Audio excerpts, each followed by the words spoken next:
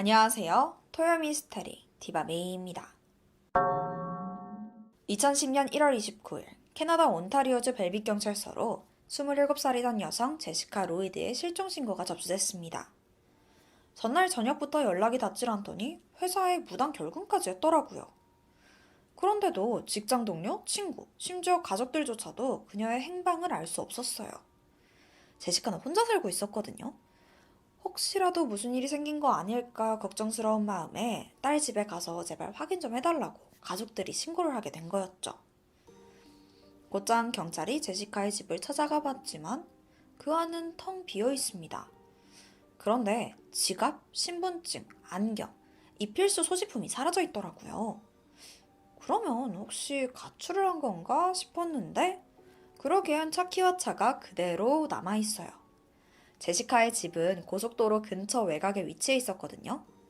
그니까 차 없이는 이동이 어렵죠. 그러던 그때 그녀의 소지품이 집 앞쪽에 버려져 있는 거예요. 그러니까 제시카가 들고 나간 게 아니었죠? 심지어 누군가 약간 숨겨둔 느낌이더라고요. 경찰은 직감적으로 이게 사건과 연관이 있을 거라고 판단했고 바로 실종 사건으로 전환해서 수사를 이어갑니다. 집 안을 조금 더 세세히 살펴봤는데요. 이렇다 할 별다른 단서가 없는 거예요. 그렇게 수색의 범위를 점점점 넓혀서 집 근처도 조사해봤는데 그때 마침내 한 남성의 족적을 발견합니다. 사실 며칠 전에 눈이 와서 약간 쌓여있는 상태였어요. 그 덕에 아주 선명하게 찍혀있는 그 남성의 발자국을 발견한 거죠. 들판에서부터 집으로 쭉 이어져 있더라고요. 아무래도 누군가가 제시카의 집에 침입을 해서 그녀를 납치해 간 걸로 보여요. 그리고 이때 한 가지 제보가 또 들어오는데요. 제보자의 말에 따르면 사건 당일 제시카 집 앞에 있는 고속도로를 따라서 운전을 하고 있었는데 그 근처에 있던 들판에 웬 은색 SUV 한 대가 이렇게 주차가 되어 있더래요. 근데 거기가 애초에 막 차가 들어갈 만한 길이 있는 것도 아니고 좀 뜬금없어 보였다는 거죠. 경찰은 곧장 그 들판을 조사해봤고 독특한 무늬의 타이어 자국을 발견하게 됩니다. 자, 족적과 타이어 자국까지 이 꽤 도움이 될 만한 증거들을 찾았잖아요. 게다가 아직 사건이 발생한 지 얼마 되지 않았기 때문에 범인이 또다시 근처를 올 수 있다고 생각했고 현장 근처 도로를 통제하고 차량 검문을 시작합니다. 그렇게 5일이 지난 2월 4일 드디어 타이어 자국과 일치하는 차량을 발견했는데 심지어 이 차가 은색 SUV더라고요. 완전 목격 정보랑 똑같잖아요. 운전자는 46살이던 러셀 윌리엄스였습니다. 경찰은 사건 당일 그의 행적에 대해서 질문을 하는데 어찌된 일인지 러셀은 그 간단한 물음에도 선뜻 대답하지 못해요.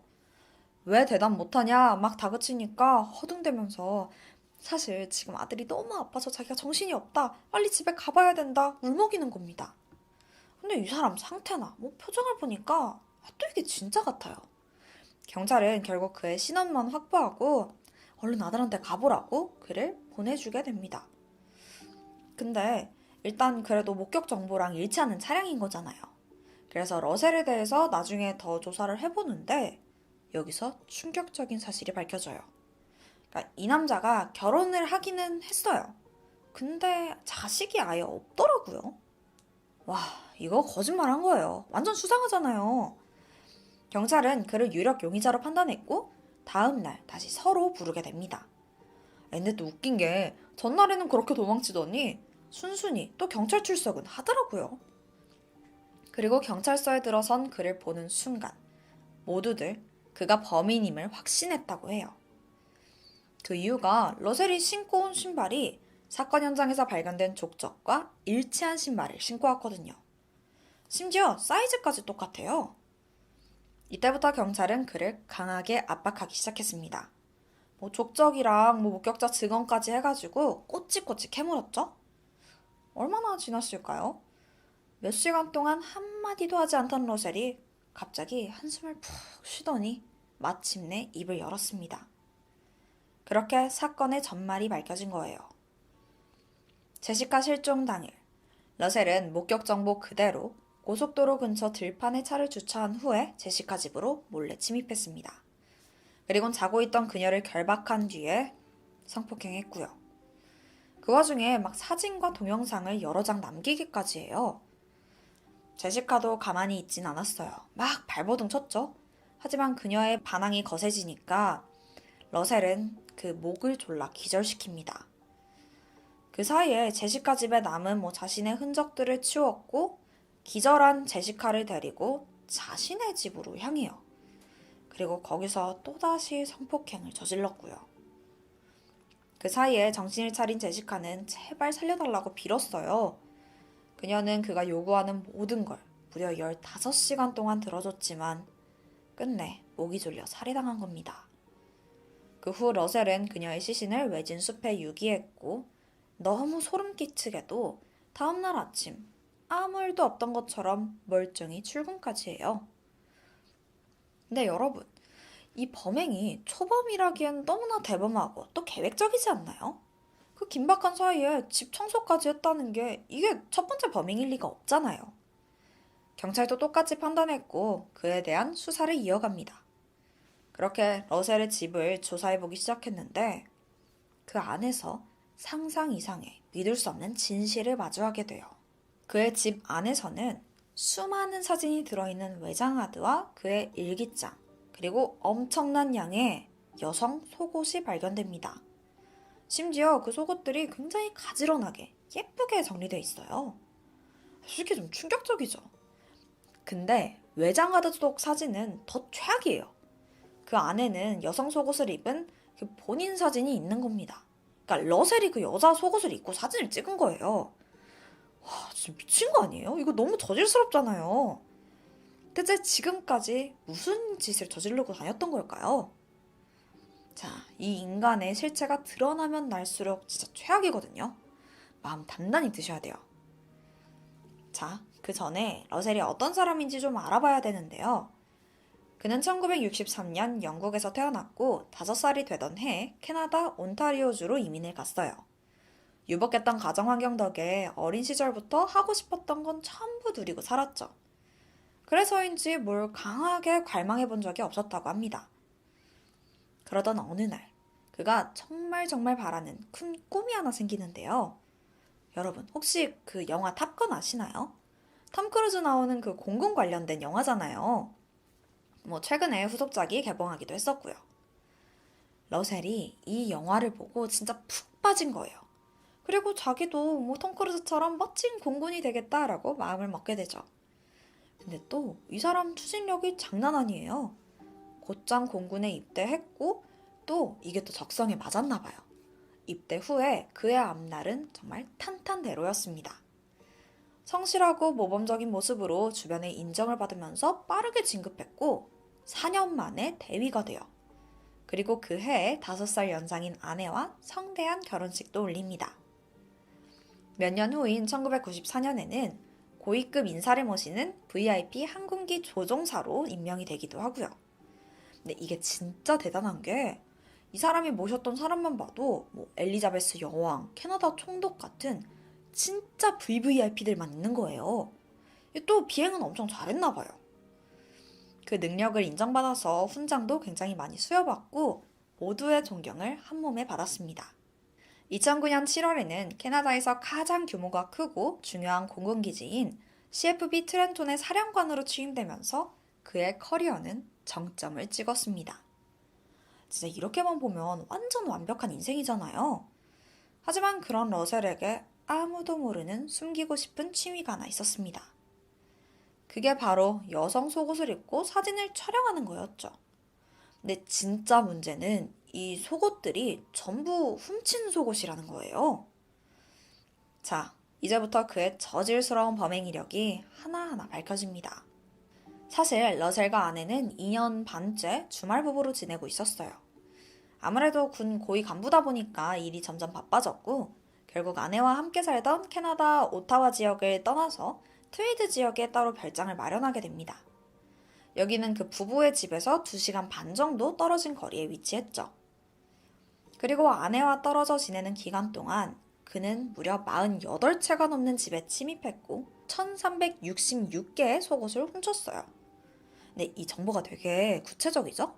이렇게 자세한 기록이 남은 데에는 또 이유가 있는데 러셀이 범행을 저지를 때마다 모든 걸 세세하게 기록해뒀어요. 이 모든 사실이 그의 일기장에 전부 남아있었죠. 이 자료는 심지어 체계적이기까지 합니다. 집을 하나하나 분류돼서 또 사진을 찍어뒀는데 처음에는 그 방의 전체적인 모습, 그 다음에는 속옷이 정리되어 있는 서랍장의 모습, 그리고 마지막에는 바닥에 펼쳐서 자세히 찍어둔 사진까지 이걸 다 순서대로 정해둔 거예요. 근데 이게 끝이 아니에요. 제일 최악인 게 남았는데 그 속옷을 자기가 입거나 알몸으로 그 여성들의 방에 누워있는 그 본인 모습을 다 찍어놔요. 종종 방에 있는 인형들이랑 막 포즈를 취하기도 하고요. 이게 너무 더럽잖아요. 진짜 완전 소름 끼치죠. 그의 첫 범행은 2007년 9월 9일 이웃집에 침입하면서 시작됐습니다. 사실 이웃들하고 굉장히 친하게 지냈다고 해요. 종종 같이 캠핑도 갈 정도였고요. 그러다가 가족들이 이번 주말에 집을 비운다는 사실을 알게 됐고 곧장 범행을 계획합니다. 그리고 사건 당일 너무나도 쉽게 그들의 집에 침입했고 곧장 12살이던 딸의 방으로 향해요. 그리고 무려 2시간이 넘게 아이의 방에 머무르면서 막 속옷도 입어보고 방에 있는 인형을 들고 막 추잡스러운 포즈로 사진을 남기기도 하고요. 다행히 그 사진은 공개되진 않았어요. 진짜 상상하기도 싫죠. 이 사건 이후에 러셀은 이 스릴에 맞들렸는지 이웃집에 8번이나 더 침입해서 변태 행위를 이어갔습니다. 아까 말했다시피 꽤 체계적으로 범행을 준비했어요. 그러다 보니까 증거도 거의 남지 않았고 애초에 의심도 받지 않았죠. 그리고 점점 더 자신의 범행에 대한 자신감이 붙기 시작합니다. 네, 여러분. 처음엔 자극적이던 일도 점점 반복되면은 더 큰 자극을 원하게 되잖아요. 러셀도 마찬가지였어요. 이 변태가 점점 더 진화하는 거죠. 이젠 단순히 속옷을 훔치는 것만으로는 만족할 수가 없었고 결국 2009년 9월 더 큰 범죄를 저지르게 됩니다. 러셀은 매일 아침 조깅을 즐겼어요. 근데 이게 사실 운동 목적이라기보단 범행 대상 물색에 가까웠죠. 그러던 중 미혼모로 혼자 사는 여성 A씨의 집을 발견했고 그녀를 타겟으로 정합니다. 사건 당일 그는 조심히 집 안으로 침입했어요. 이제 집 안에 들어가는 거는 별로 긴장도 안 됐죠. 당시 A씨는 TV를 보고 있었는데 누가 들어오는 인기척 이런 거조차 듣지 못했다고 해요. 러셀은 그녀를 손전등으로 폭행해서 제압했고 눈을 가립니다. 그리고 끔찍한 범행이 시작됐죠. 그녀의 옷을 벗기고 성추행을 한 뒤에 사진을 촬영했어요. 바로 옆방에 아이가 자고 있는 걸 알면서도 아랑곳하지 않고 범행을 저질렀다고 해요. 러셀이 처음으로 사람을 직접적으로 건드렸지만 복면을 쓰고 또 치밀하게 범행을 준비했거든요. 그러다 보니까 이렇다 할 증거가 또 남지 않았고 이번에도 수사망을 피해갑니다. 다행히 성폭행을 저지르진 않았다고 해요. 근데 이래도 안 걸려? 이쯤 되니까 러셀의 자신감이 하늘을 찔렀어요.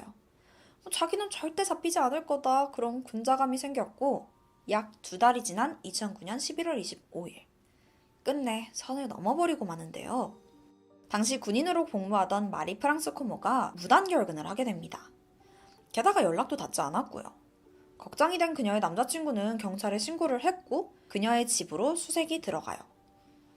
그리고 그녀는 이미 사망한 상태로 발견됩니다.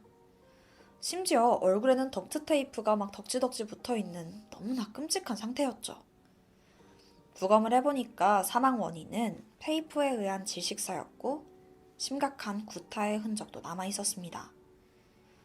그런데 이 범인이 집을 깨끗하게 청소해놓더라고요. 남은 증거가 없어요. 결국 이 사건은 미제로 남겨져요. 네, 이것도 러셀의 짓이었어요. 알고 보니까 마리는 그의 직장 동료였고요. 그렇게 마리가 혼자 산다는 사실을 알게 된 러셀은 그 집에 몇 번이나 침입해서 이미 속옷이며 보며 훔친 적이 있었어요. 그러던 어느 날 평소처럼 그녀의 집에 숨어 들어가서 변태짓을 하다가 무슨 바람이 들었는지 무슨 생각인지 지하실에 숨더라고요.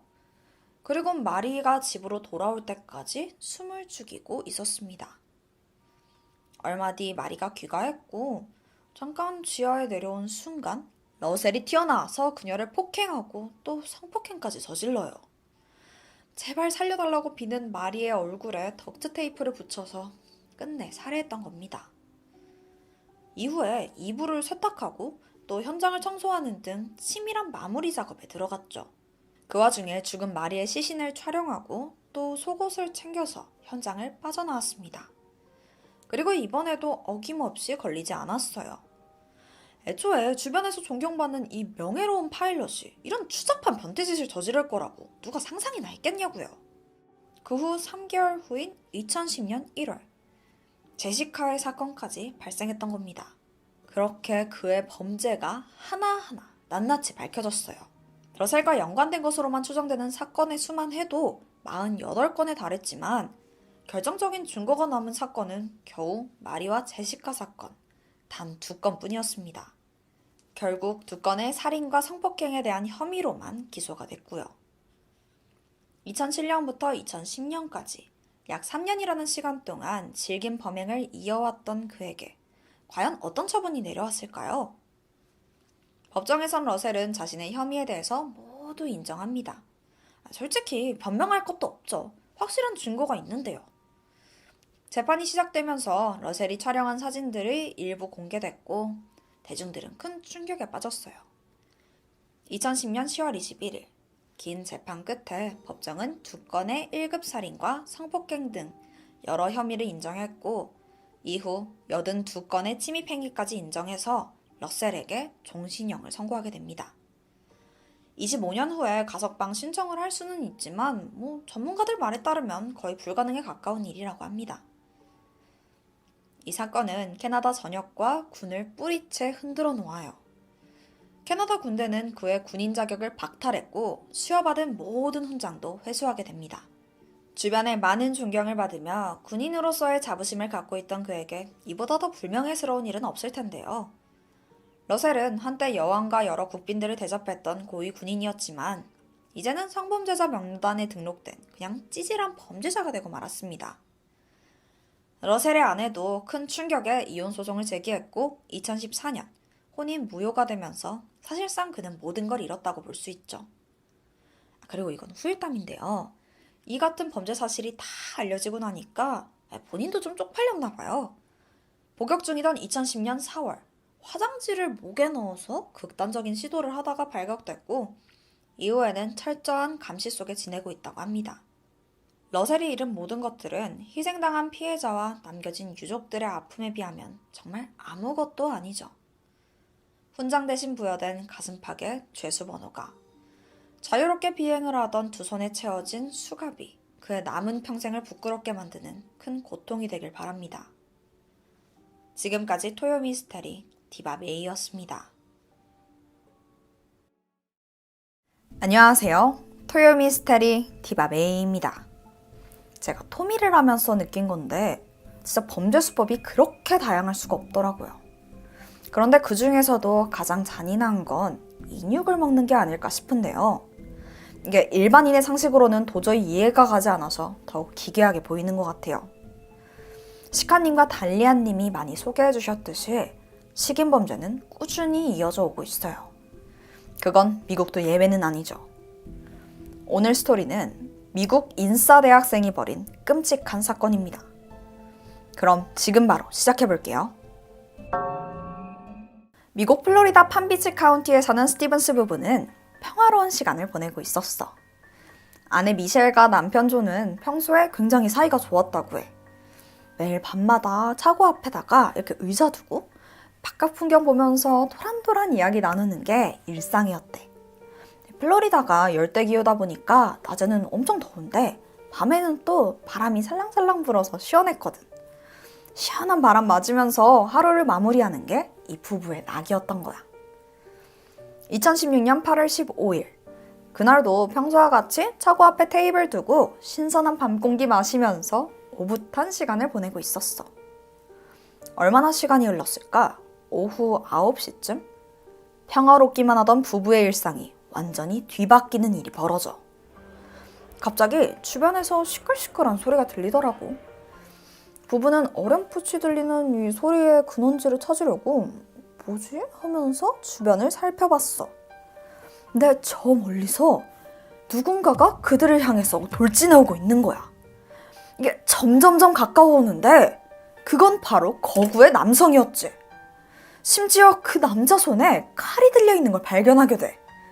부부는 순간 두려움을 느끼고 빠르게 도망가려고 했지만 성큼성큼 다가오는 이 남자의 속도를 도무지 당해낼 수가 없었어. 눈 깜빡할 사이에 허둥지둥 피하려던 그 부부의 코앞까지 다가온 거야. 그리곤 들고 있던 칼로 목, 가슴, 배 할 거 없이 무자비하게 찌르기 시작해. 부부는 갑작스러운 상황에 제대로 저항 한번 하지 못한 채로 쓰러졌지. 정말 순식간에 일어난 일이었어. 평화롭던 거리는 부부의 살려달라는 괴로운 비명소리가 울려 퍼졌고 이웃들은 놀라서 하나둘씩 밖을 내다보기 시작해. 범인은 사람들의 시선을 느낀 듯 했지만 멈출 생각은 없어 보이더라고. 아랑곳하지 않고 부부를 향한 공격을 이어가는 거야. 길 한복판에서 벌어진 이 끔찍한 사건에 다들 경악했어. 가장 먼저 이 사건을 목격한 이웃이 당장 911에 신고를 했고 경찰이 빠르게 도착했지. 현장에 도착한 경찰들은 모두 충격을 받았어. 눈앞에 펼쳐진 이 광경이 너무나 끔찍해서 도저히 믿을 수가 없을 정도였다고 해. 길거리에는 피가 흥건했고 저 멀리 아내 미셸이 피투성이가 된 채 바닥에 쓰러져 있는 거야. 그녀의 상태를 빠르게 확인했지만 이미 사망한 상태였어. 잠깐만, 그러면 남편은? 경찰은 금방 남편 존을 발견할 수 있었어. 그런데 그 상황이 너무나 끔찍해. 범인이 남편 위에서 여전히 그를 공격하고 있더라고.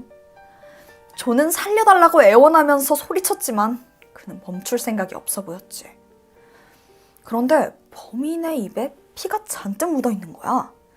그리고 무언가를 우걱우걱 먹고 있는 것 같아. 무슨 한 마리의 짐승 같은 모습이었어. 경찰은 조심스럽게 그에게 다가가는데 두 눈을 의심하게 돼. 범인이 씹고 있던 건 존의 얼굴 살이었던 거야. 범인은 마치 짐승같이 사람의 얼굴을 뜯어먹고 있었어. 경찰은 범인을 제압하기 시작해. 아니, 제압하려고 했지. 근데 이게 쉽지가 않아. 아까 말했다시피 이 남자가 덩치도 엄청 크고 키도 컸거든. 그런 거구의 남성이 시신에서 떨어지려고 하질 않는데 이 힘이 어마어마하게 센 거야. 몇 명이 붙어서 막 그를 잡아 떼려고 했는데 이 잔뜩 흥분한 거대한 남자를 진정시키긴 쉽지 않았지. 결국 경찰은 테이저건을 사용해서 그를 제압한 후에야 간신히 수갑을 채울 수 있었어. 범인은 현행범으로 체포돼. 이 남자가 잡혀가면서 한마디를 하는데 내가 사람을 먹었어요. 날 죽여주세요. 범행과 체포 과정에서 엉망이 된 그의 얼굴을 닦아내니까 생각보다 앳돼 보이는 얼굴이 나오더라고. 범인은 겨우 19살이던 오스틴 헤러프. 플로리다 주립대학교를 다니던 그냥 멀쩡한 학생이더라고. 그리고 충격적인 사실도 하나 밝혀지는데 오스틴은 심지어 학교에서 완전 인싸였대. 친구도 많고 막 파티도 자주 참석하고 인기도 많은 활발한 성격이었다고 해. 게다가 집이 꽤 잘 살아서 남부러울 것 없이 살아왔어. 아버지는 치과 의사에 어머니는 약사로 어릴 때부터 해변가에 위치한 으리으리한 저택에서 지냈었고 중학교 때부터 고등학교 때까지는 레슬링과 럭비도 잘해서 선수를 한 적이 있을 정도였어. 근데 둘 다 좀 덩치가 커야지 할 수 있는 운동이잖아. 그래서 그렇게나 체격이 좋았던 거야. 당시에 키도 180에 90kg로 덩치가 엄청 좋았다고 해. 경제적으로도 또 인간관계도 부족함이 하나 없어 보이는데 어쩌다가 이런 끔찍한 범죄를 저지른 걸까? 혹시 그 피해자 부부한테 원한이 있었던 건 아니었을까? 그렇지 않고선 이렇게 잔혹하게 살해한다는 게 말이 안 되잖아. 그런데 놀랍게도 범행 동기는 끝내 밝혀지지 않았어. 오랜 기간 동안 수사를 이어온 경찰도 도무지 이해를 못하겠다면서 혀를 내두를 정도였지. 심지어 경찰들이 계속해서 조사를 해보는데 뭐 아무런 연관성이 없는 거야. 주변인들도 이게 믿기지 않는다는 말만 반복했어. 다들 하는 말이 애가 엄청 순하고 착했대. 심지어 럭비 경기를 할 때조차 막 애들 밀치고 막 이런 걸 못하는 거야. 그래서 공격 쓰면서 공격도 못하냐 이러면서 코치한테 혼날 정도로 친구들 사이에서 완전 순둥이였다고 하더라고. 그러면 뭐 길 가다가 시비를 붙었다던가 그런 건가? 하고 생각해봤는데 이 사건 전후의 상황을 살펴봐도 이게 말이 안 되거든? 오스틴은 범행 직전까지 가족들과 함께 외식을 하고 있었어. 진짜 부부랑은 일면식도 없던 사이였던 거지. 근데 여동생이 말하길 요 근래 오빠가 컨디션이 좀 안 좋아 보였대. 사실 오스틴이 며칠 전부터 좀 이상한 말도 하고 평소 같지 않았다는 거야. 갑자기 뜬금없이 동생한테 야, 나 사실 반인반견이야. 이런 얘기도 했고. 근데 이게 뭔지 알아? 그 반인반견이라는 게 반은 인간이고 반은 개라는 거거든? 이게 뭔 소리야 이게. 솔직히 말도 안 되는 소리잖아. 그래서 동생도 뭐래? 이러고 별 생각 없이 넘어갔었던 거고. 근데 그때부터 오스틴은 자기 말을 증명이라도 하려는 듯이 동물스러운 행동을 하더라고. 이게 어떤 식이냐면 막 집 근처에 덤불 헤집고 다니고 막 자기가 개처럼 빨리 달릴 수 있다 이러면서 마당을 미친 듯이 질주하기도 하고 키우는 강아지 자리 뺏고 계속 이상하게 행동하는 거지. 그렇게 사건 당일 그날 가족들이랑 식당에서 외식했다고 했잖아. 근데 밥 먹는 내내 막 흥분한 개처럼 막 숨 거칠게 쉬고 막 씩씩거리더래. 와 진짜 가족들 당황스럽지.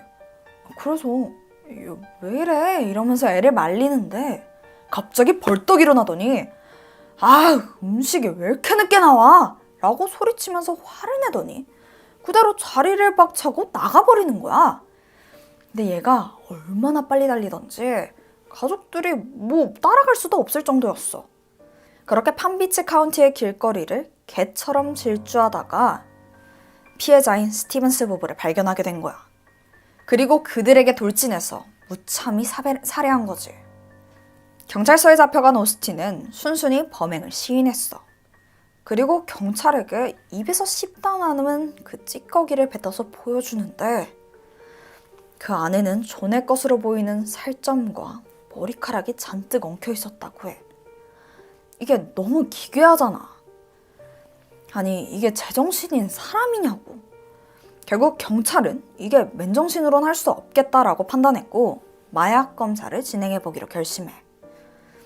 오스틴이 환각제에 취해 있다는 거 말고는 이 범행에 대해서 도저히 설명할 길이 없는 거야. 생각해보면 오스틴이 범행 전부터 쥐가 개라고 주장하면서 이상한 행동했지? 거기다가 이 끔찍한 범행까지 생각하면 오히려 약을 안 했다는 게 더 이상해. 자, 그래서 결과는 어떻게 나왔을까? 놀랍게도 결과는 음성. 마약 성분이 전혀 검출되지 않은 거야. 그러니까 맨정신으로 처음 보는 사람을 칼로 찔러서 살해하고 그의 얼굴까지 뜯어먹은 거지. 얼마 뒤 오스틴의 재판이 시작됐어. 변호인단은 기다렸다는 듯이 심신미약을 주장하더라고. 온전하지 못한 정신상태 때문에 벌어진 우발적인 사고였다는 게 그들의 생각이었지. 오스틴은 범행을 저지른 사실조차 기억하지 못할 정도로 제정신이 아니었다는 거야. 그러면서 정신과 진단기록과 가족들의 증언을 증거로 제출했어. 오스틴은 한동안 스스로 초능력이 있다고 믿고 또 자기가 신이라도 된 것 마냥 이 세상의 모든 문제가 언젠가는 자기가 해결해야 될 숙제라고 이야기하고 다녔대. 거기다가 이상한 종교 사상을 갖더니 악마가 자꾸만 자기를 쫓아온다라는 착각을 하기도 했고 심할 때는 직접 악마를 봤다면서 막 덜덜 떨기도 해. 그리고 종종 자작곡을 썼는데 그중 한 곡의 가사가 충격적이야. 소녀의 얼굴을 맛있다고 표현하더라고. 근데 이게 피해자 존의 얼굴을 먹은 것과 좀 연관이 있어 보이지? 그러니까 오스틴은 심각한 양극성 장애와 급성 조울증을 앓고 환각을 목격한 적도 있다면서 정상적인 사고가 안 되는 상태였다는 게 그들의 주장이야. 그러면서 오스틴은 원래 착한 아이였는데 그냥 마음의 병 때문에 순간적으로 사람이 바뀐 것뿐이다 라고 하더라고. 당연히 이 주장에 유족은 강하게 반발했고 검찰 역시 심신미약으로 넘어가기엔 너무나 잔혹한 범죄라면서 무기징역을 구형했어. 그렇다면 판사는 어떤 결정을 내렸을까? 오스틴의 판결은 무죄. 정신적인 문제가 있다는 주장이 받아들여진 거야. 물론 사람마다 생각이 다르겠지만 오스틴의 범죄는 너무나 잔혹했어. 아무리 심신미약이라고 해도 여기에 대한 죗값은 치러야 되는 거 아니야? 게다가 정신질환이 있다고 해서 모두가 이렇게 끔찍한 범죄를 저지르는 것도 아니고. 오스틴이 제정신이건 아니건 스티븐 부부는 끔찍하게 살해당했어. 무엇보다 남겨진 유가족들의 고통스러운 삶을 생각하면 제대로 된 처벌이 반드시 이뤄져야 됐다고 생각해. 하지만 판사는 오스틴과 그의 변호인단의 손에 들어줬지. 그 결과 오스틴은 감옥이 아니라 정신병원으로 가게 됐어. 죄수가 아닌 환자 신분으로 치료를 받게 된 거야. 심지어 완치 판결을 받으면 그냥 바로 집으로 돌아갈 수 있다는데 이게 말이 돼? 근데 얘한테 마약뿐만 아니라 알코올도 검출되지 않았거든? 그런데도 이렇게 끔찍한 범죄를 저질렀고 심신미약으로 풀려났고.